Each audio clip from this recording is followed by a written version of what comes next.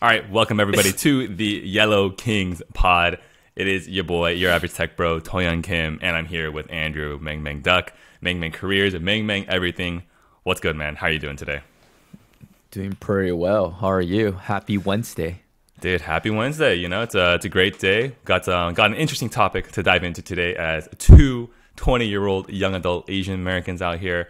Two yellow kings. Two Yellow Kings, and our not only two Yellow Kings, we also have our audience of aspiring Yellow Kings as well. Welcome to the royal family, you know.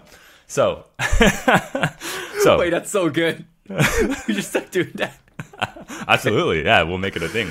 So, recently we got a good meaty topic out here today because recently I was just in Korea for the first time in 8 years, and I was born in America. Yeah, first time in a long time, and I was born in the States. That was my maybe fourth time or fifth time going to Korea ever in my life. So, and that got me thinking about the topic about, you know, being an Asian American, what it means to like visit our motherland, our hometown, you know, and what is it like? How do we perceive it? Do we feel like it's our home? Do we feel like it's a strange place to be as a foreign land? And how do we feel about that? Because not gonna lie, going on this Korea trip, I walked away from it being very, very reflective about the entire process and super confused and kind of conflicted about my identity.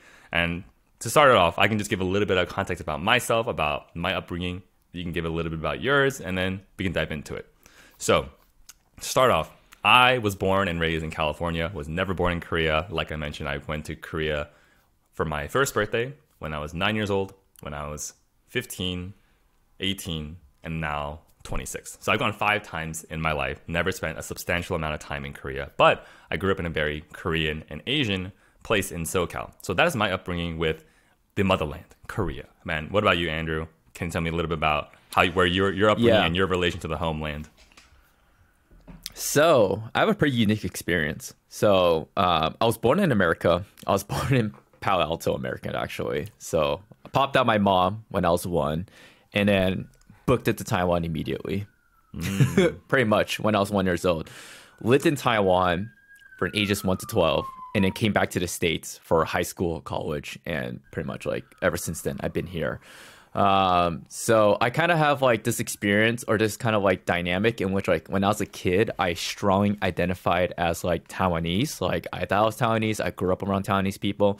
Even though I went to American school, so I actually went to like a bilingual school when I was in Taiwan. So like I kind of had like that half American, half Taiwanese experience. But overall, like my identity, I felt like I was Taiwanese because I was in the country, I was in the motherland. But I feel like nowadays, you know, just like keeping it very brief right now, when I go back to Taiwan, it's almost kind of a weird feeling in which like as a kid, it felt like home for me. But when I go back now to visit, because I've been in America for so long, it's almost like it's a foreign country to me.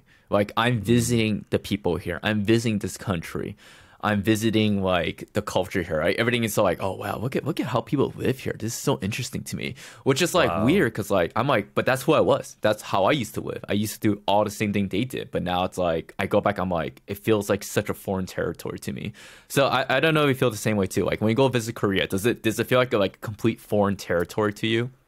Yeah, absolutely, man. And I think just to provide a little bit more context, I think during my 20s so far, I really had like a big, I guess, Asian American cultural awakening, probably due to the fact that a lot of my friends in college, a lot of them were Korean, both Korean American and Korean from the motherland. And I think also just with, in general, the past couple of years of how Korean culture has really grown in popularity, it's really made me think a lot more about my identity. And I think in America, I always felt pretty Korean. You know, I'll be honest, I'm not fluent. I would say my speaking ability is around, honestly, not that great. It's like I could speak like a 6-year-old, a 7-year-old. I have enough to survive. I will not die. And you can order food. I can order food. I can ask for help. And honestly, if you give me 1 or 2 months in Korea, my Korean like exponentially increases and like how much better it gets. But so I thought, you know, going to Korea, this trip for my first time in 8 years, I thought it was gonna be like, I'm looking at the motherland. I see the Han River flowing through my veins. I'm home, baby. This is my home.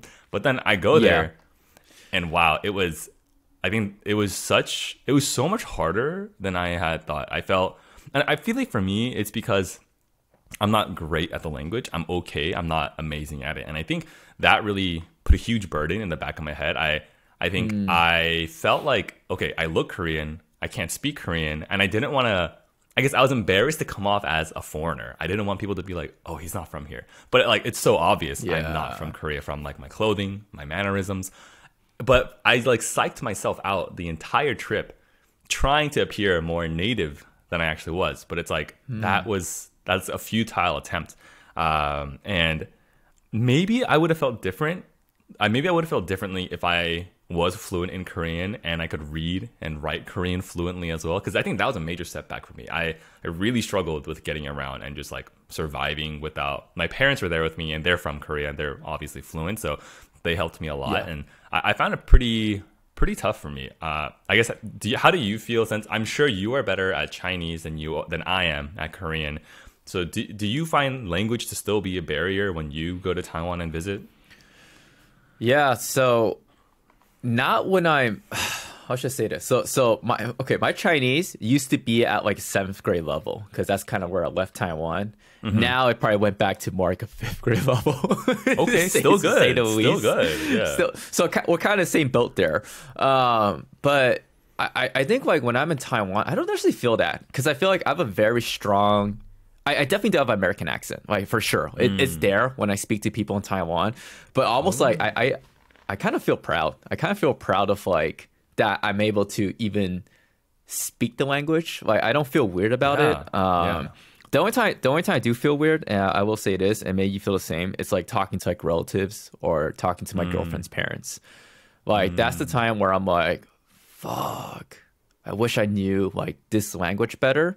Because then without it, there's this language barrier, and it's so hard to like describe things and have like a full-blown conversation with like, let's say, my relatives in Taiwan or just like my girlfriend's parents, right? Like trying to explain your job in different language and what you're doing and kind of your goals and your dreams. That's an entire different ballgame than just like, oh, what do you want to eat? Like what's this restaurant like? Like what do you think of this? What do you think of that? Right? So So I don't know. Like I think the biggest part for me isn't like I don't really give a shit about talking to locals. Like with the local people, I'm just like whatever, dude. I'm just here to order food and all that stuff. Like I'm American. I fucking own that shit, right? But like, I feel when talking to relatives, I definitely feel weird about it, and I try to speak more Chinese, but it's like I feel so stupid when I speak like in my mother language, my mother tongue, as they will say it. No, and just like, that. Fuck, you just want to add so many words in it. It's English, but you try not to, you know. Yeah. I think you're right. I think that's a good point. It's I guess I felt that way too, primarily with relatives and stuff, because I'll be honest.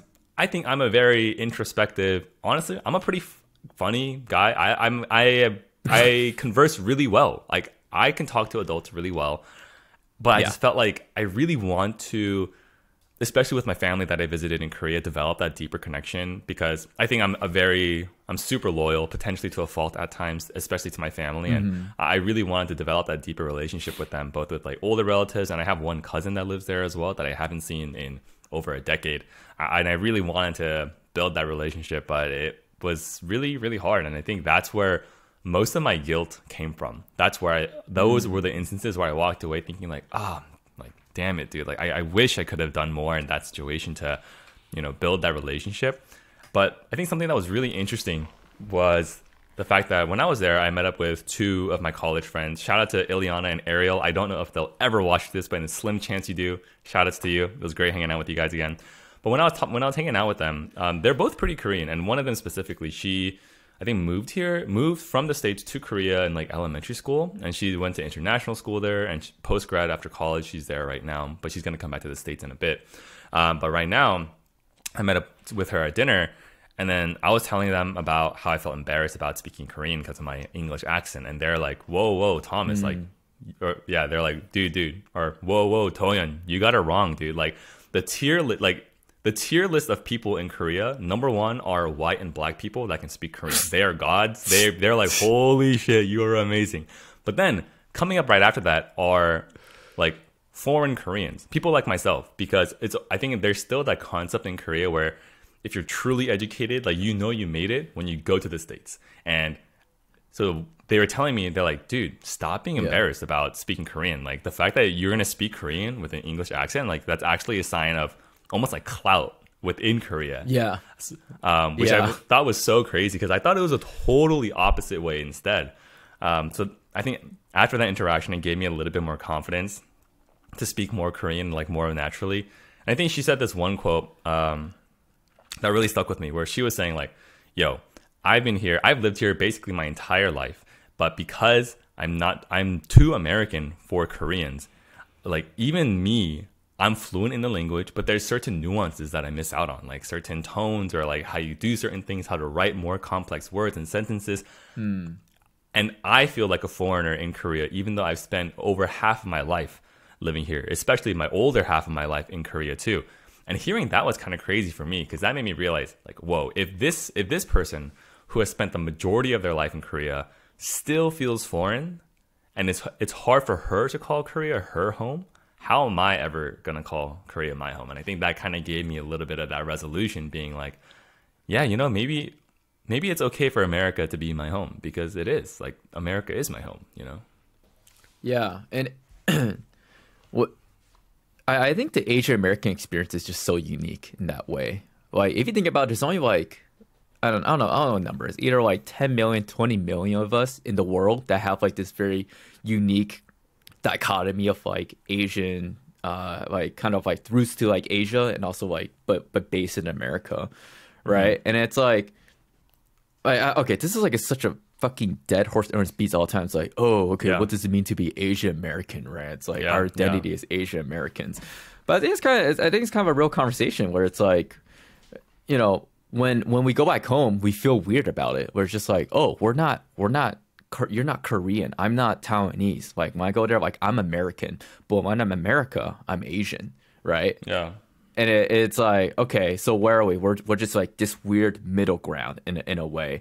Like, did you ever feel like you needed to like become one side? Or because for me recently, I realized, yeah, I'm just this middle ground. I'm just the fucking middle ground. It's like this weird no man's land. And I think that's kind of cool. I think it's actually really cool that I'm in this weird no man's land. Like, I don't know, did you ever feel like you need to pick a side of like which side you're on? Yeah, no, I definitely felt that way. And honestly, I think I'm still grappling with it. Because even though I know in my head, like Thomas, or it's like, even though I know in my head, I'm like, dude, you just gotta say your name at one point, dude. I know, I gotta just come out with it. They're gonna know. They'll find out. You're right. Anyways, but so I think it's like, I think even right now, I'm still grappling with the fact that it's like, dude, I am American, and it's okay to be Asian American. Like, why should I be embarrassed about it? But I guess my heart still yearns to be more Korean than I am right now. Why is that? Why is that? Why is that? I guess, honestly, I don't have a good answer for that. I guess it's just like, I don't want my kids to lose the language and lose the culture. And I'm not afraid of them losing the culture, because culturally, I'm pretty well versed culturally for like Korean traditions and like Korean holidays, just because I grew up celebrating these things, and also like food and everything as well. I got that on lock. But I guess I'm really just I don't know if this is problematic or not, but I guess I would feel super disappointed in myself as a parent if my kid grows up to be one of those self-hating Asians who hates being Asian and is like, I'm white, like I'm not Asian, like that. I think I would be so disappointed in myself. I'm just scared with how it's like the dilution from my parents to me was so strong. Yeah. And I'm just so worried that if that same intensity of dilution occurs to my kids, I don't know. I'm really scared about that. Okay. I think this is so interesting. You know what this reminds me of? So you know that YouTuber Ben Dean? Ben Dean, the mukbang guy. Okay. Yeah. The mukbang guy, right? So Yeah. he's Korean American. He was adopted by white parents, and then like he went back to Korea to live there to reconnect with his culture for a couple years, right? Like he had that whole like spiel, right? And then when I look at that, I'm just like, that's the whitest shit you could do. Like, why do you care so much? I know. Because for me, I get it. Don't get me wrong, I get it. I want to go back. I want to live in, Taiwan, China, whatever. Dude. Let's just say like they're like the same idea right now. Whoa, controversial statement. I'm gonna be very careful with my words. Let's just say like when I say China, when I say Taiwan, let's just say like that general vicinity is like the same idea. Sure. When like I want to go live in China, I want to go live in Taiwan for like a year or two. Just because like I want to like feel what it's like to live in that country, right? Reconnect with my culture. But at the same time, like I don't really care about that because I feel like because I grew up in Taiwan, maybe because I already got that fix, or also just because like I realized like who fucking cares, dude? like when I think about like my kids and I'm gonna have like I'm going to teach them Chinese. I'm going to make them go to Chinese school. I'm going to make them do all these things. But also, they grow up like very Americanized. Like they don't even speak Chinese at all. I'm just like, well, we're America. That's just part of it. I don't think I'll be like that sad about it. And it's maybe just like because like I had the experience grow up in Asia. That I'm just like, dude, it's not that special. It's just like it's just life. It's just life, I think that so maybe because like you never had that experience. So like you have like that. I had that chip on my shoulder. Yeah, chip on my shoulder. I need to reconnect my culture. I'm just like, why? Who cares? Why didn't you reconnect with your culture? I think that's 1,000% it. It's just because I've never done my time. It's like you never done your time. No, it's like I don't get my card. You got to do like a 1 or 2 year stint, then you get your card. I have my card. Yeah, you got your card. I don't have my card, and I think I'm yearning for that. Yeah. And low-key's a flex for me. Low-key's a flex. Like whenever I grew up in Taiwan for 12 years. Like, bro, I absolutely. Get that shit, Yeah. Like I feel, especially what is it like? I feel so lame being like, especially in college. I meet other Koreans, meet other Asian people in general. They're like, yeah, I grew up in Hong Kong for a couple years, then I was in Korea, then I was in Shanghai for a bit too. Like international schools, all that stuff. They're like, what about you, man? I'm like, I was born and raised in SoCal. How lame! I just felt so lame saying that. Like, I wish. Come on. I wish I had my card, but I just don't have it at this point. Yeah. Yeah. No, that's part of why. Yeah. And I think at the end of it, though, I think I would feel a lot better if I was more comfortable in the language, because at that point, if I can read, write, honestly, I don't care that much about reading and writing. But basically, what I'm trying to say is, if I am comfortable with the Korean language enough to the point where if I wanted to, I could read the Korean news, I could watch Korean television without subtitles, then that gives me an option to opt in or to opt out of participating and being in touch with my Korean culture. I just think right now with my language barrier, it's not even an option for me to opt in. I am by default opted out. And luckily, learning a language is a very fixable thing. Like that is possible regardless of whether I'm in Korea or not. It's just up to me to really take that action and really learn it, Yeah, it's time to get back on Duolingo, Okay, I gotta say this. I've been doing Duolingo Chinese. It's pretty good. Duolingo Korean, pretty bad, dude. Really? In terms of like the quality? Yeah, because it's like, the quality. Because like Korean Duolingo. Are you sure it's just not because you speak Korean already and you just think the Chinese is good because like speak Chinese? No. Okay, that could be a small part of it, but I think the reason why I say Duolingo Chinese is better is the fact that the practice sentences that they give you, they're normal sentences. They're like, I will go to the grocery store tomorrow to buy fruits. In Korean, in Duolingo Korean, for some reason they say something about like the chicken house walked across the street or something like that. Like total nonsense sentences that it's like, excuse me, like this literally just does not make sense. Whereas the Chinese Duolingo, they're actual sentences that I'm like, yes, that is something I would say in English, Or it makes sense to you. And then you show a Chinese person, they're like, what the hell am I reading? And they're like, bro, this ain't it. I'm curious. I need to check it out now. I think a fun thing you and your girlfriend should do is download Duolingo and go to start a Chinese lesson. And with the Chinese lessons, with any new lesson you do, the very first lesson you do is a placement test. So you can challenge each other to see who will get to the higher placement test on Duolingo. Oh, she's going to crush me. She's completely fluent in Mandarin. She's like straight fluent. Like she reads like Chinese articles. She watches Chinese drama. She watches Korean dramas with Chinese subtitles. Okay. Yo, yeah. She's got her card. Why? You wanna? Her card is red, dude. Her card is red as fuck.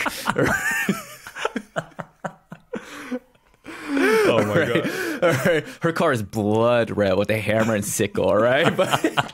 But the reason why she does that is because like it actually makes a lot of sense because sometimes like she shows me too because Korean directly translates to Chinese a lot better than translates to English. But there's certain terminologies and slangs and ways to describe things that just doesn't translate to like American subtitles. Like she'll be watching, she'll be like, "What the fuck are you saying here?" Like, what did it? Because you know, like Korean dramas, they say certain things that's like so ingrained in the culture that's like, but it can translate to Chinese because Chinese people have a same way of describing the same thing usually. Right. But with translating English, it's just like it's fucking weird. It's like I don't know what they just said. They did trying to find a way to like make it translate over. It doesn't work. It just doesn't work sometimes. I feel that. That's interesting. Honestly, that makes a lot of sense. Dude, one day we gotta get your girlfriend on the pod, dude. We gotta see how she feels throughout this whole thing. Oh yeah. We'll for sure have her on here, dude. Yeah. Well, by the way, just wanted to say, if you're listening to this pod, this is actually not a free podcast. I know all the other podcasts out there are completely free, but this one, there is a price to pay. We make this content for free for you, and the way that you pay for this is actually by going over to our YouTube page, Yellow Kings, and you have to subscribe to us and follow us on Spotify as well. You know, this is just an implicit agreement. You didn't know when you came in to listen to it, but it is what it is, you know? So, look, we can't be there looking over your shoulder making sure this happens, but we trust you. We trust you, our aspiring yellow kings and queens coming into our yellow royalty. So come on in, hit the subscribe button, hit that follow, and do us a favor. All right. So to wrap up this segment about the Asian motherland and all of that, I wanted to ask this question for you because I was thinking about it and I got a pretty good answer on my end, and I'm a little embarrassed of my answer, but I think we may have chatted about this off camera a couple weeks ago, but what is the one thing about you that would make you lose your Asian card? Yo, I don't know why I've been thinking about that question for the past 3 weeks since you asked me. I have three things. I have three things now. Hit me. All right. The first one is I never seen Naruto, right? Okay. That's the I think I told you about that one. Never seen Naruto. If you were Japanese, maybe that would be a case to revoke your card, but for now, it's okay. It's okay. You get the pass. I think it's a pretty strong case. All right, you ready to hear a second one? Hit me. I don't watch Pokemon. I never seen Pokemon. When Ash won the championships, I didn't give a fuck. I'm like, who fucking cares, dude? I didn't even know this was a thing. So did you at least like play Pokemon games growing up?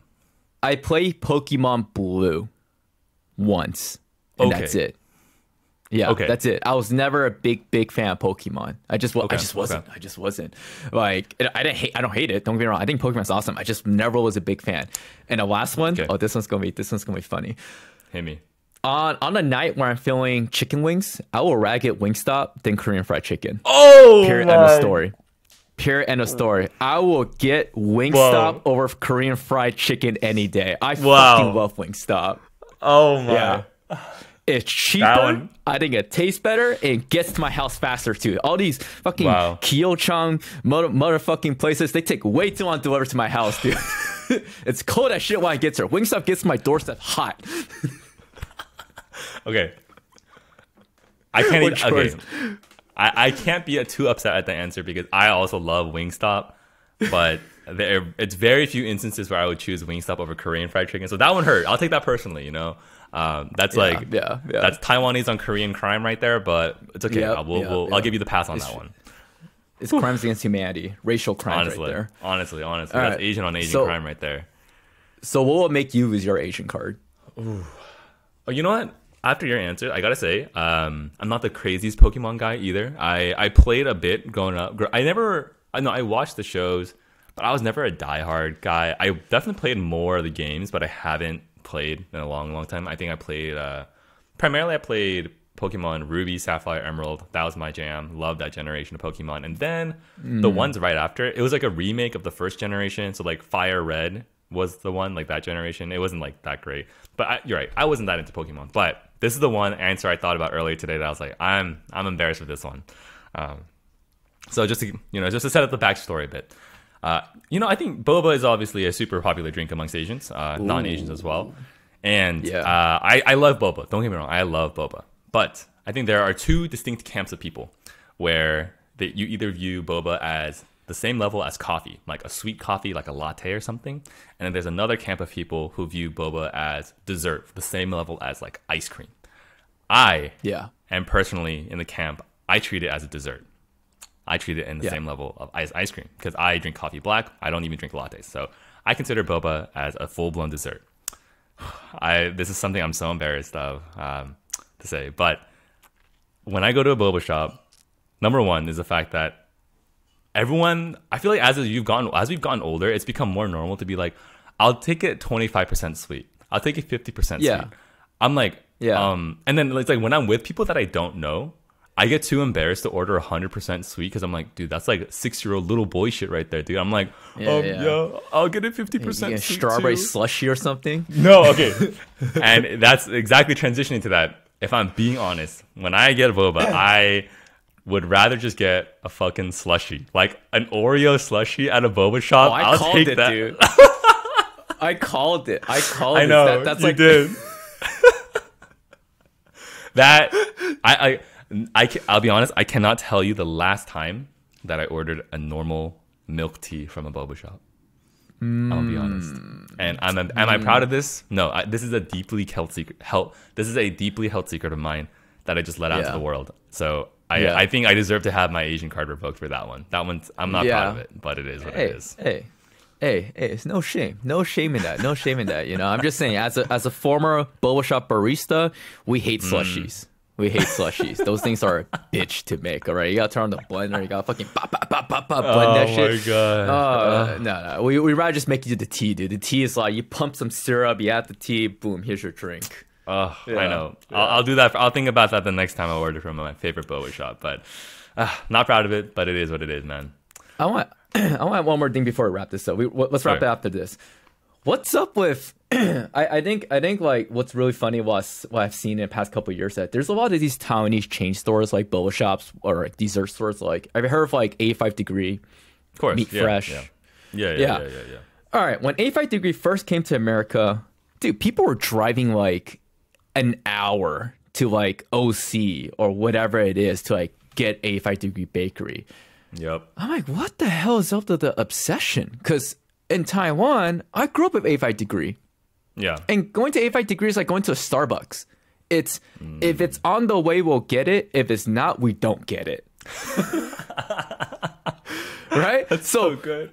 When people will drive an hour to get 85 Degree Bakery, I'm like, why would I ever want that? They're like, yo, in college, they're like, yo, Andrew, you want to come us to like whatever to get 85 Degree? I'm like, where is it? Oh, it's like an hour 20 minutes away. Why the fuck would I do that? Why the fuck would I ever do that? But then like all these Taiwanese stores that come to America, they always end up being so successful. Like 85 Degree, Meat Fresh.